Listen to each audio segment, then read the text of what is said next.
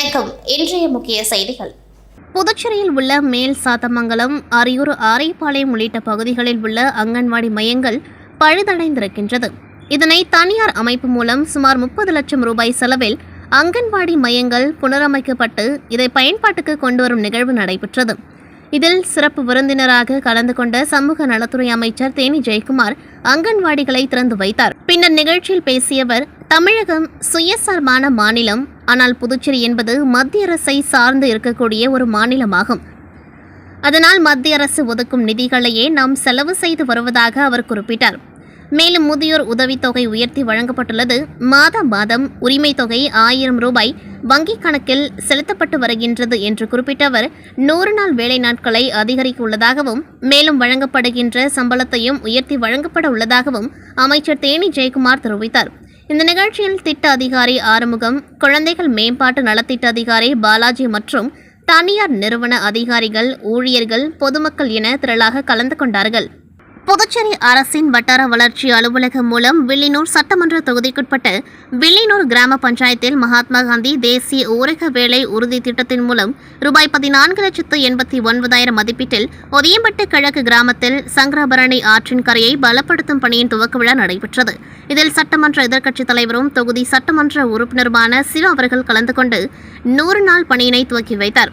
இந்நிகழ்ச்சியில் மாவட்ட ஊரக வளர்ச்சி முகமை திட்ட இயக்குநர் அருள்ராஜ், செயற்பொறியாளர் ஸ்ரீனிவாசன், வில்லியனூர் வட்டார வளர்ச்சி அதிகாரி வைஷாக் பாகி, உதவி பொறியாளர் ராமன், இளநிலை பொறியாளர் அன்சாரி, பணி ஆய்வாளர் மாறன், கிராம திட்ட ஊழியர் பாலசுப்ரமணி மற்றும் திமுக நிர்வாகிகள் கலந்து கொண்டார்கள். கடலூர் மாவட்டம் பன்ருட்டி அடுத்த அண்ணா கிராமம் ஊராட்சி ஒன்றியத்திற்குட்பட்ட அவியனூர் ஏவிக்குப்பம் ஊராட்சியில் 1000க்கும் மேற்பட்ட வீடுகள் உள்ளது. இந்த வீடுகளில் வசித்து வருபவர்களுக்கு மத்திய அரசின் ஜல்ஜீவன் திட்டத்தின் கீழ் மேற்கொள்ளப்பட்டுள்ள பணிகள் குறித்து மத்திய குழுவினர் ஆய்வு செய்தனர். அப்பொழுது அடிப்படை வசதிகள், குடிநீர் வசதி, சுகாதாரம், கழிப்பறை வசதிகள், சாக்கடை, கழிவுநீர் உறிஞ்சி குழாய் அமைக்கும் திட்டம் உள்ளிட்ட திட்டங்களை மத்திய குழுவினர் குழு செயல் இயக்குநர் ஸ்ரீடிங் கேசிங், கண்காணிப்பு பொறியாளர் மன்னார் பிரதீப் போர்பாக்கியம் உள்ளிட்ட குழுவினர்கள் நேரில் சென்று பணிகளை ஆய்வு செய்தனர். மேலும் பொதுமக்களிடம் குறைகளை கேட்டறிந்தனர்.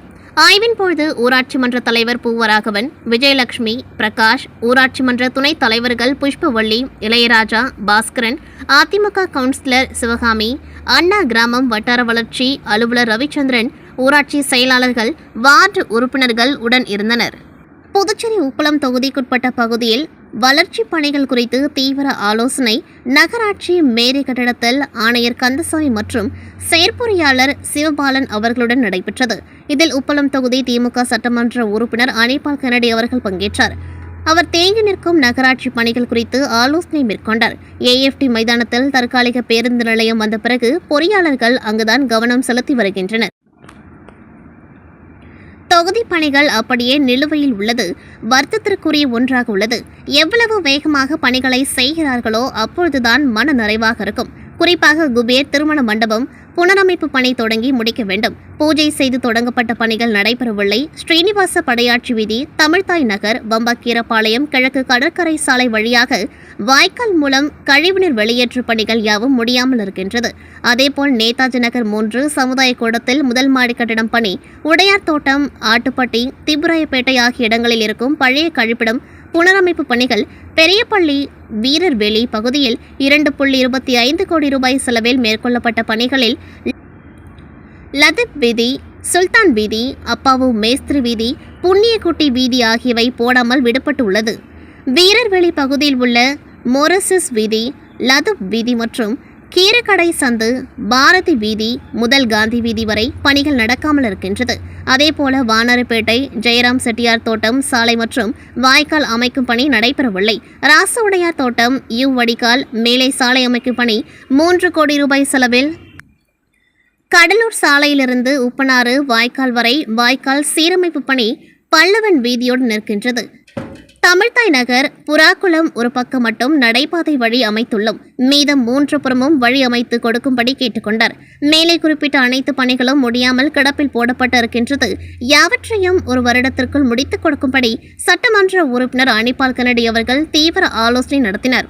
உடன் தொகுதி செயலாளர் சக்திவேல், கிளை செயலாளர் ராகேஷ், கழக சகோதரர்கள் மோரிஸ், ரகுமான் ஆகியோர் உடன் இருந்தார்கள். இத்துடன் செய்திகள் நிறைவடைகின்றது. நன்றி, வணக்கம்.